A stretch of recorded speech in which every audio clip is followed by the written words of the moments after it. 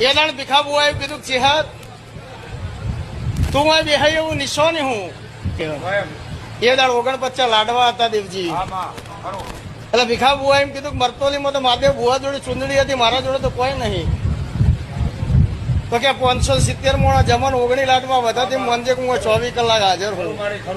આ પેલા પરચા હાલીને પછી હું બેઠી.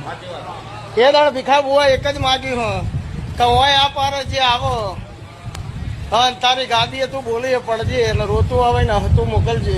હા કોઈ દાડો ખાવાનું ખૂટો નહીં અને રોતું કોઈ જાય નહીં. આ પરંપરા જાળવજે. એ દાડો ભીખાની જીવનમાં બંધવાણી છે કે હું રોતું આવશે ને હતું ના મોકલું તો મારું નામ માતા ના કહેવાય.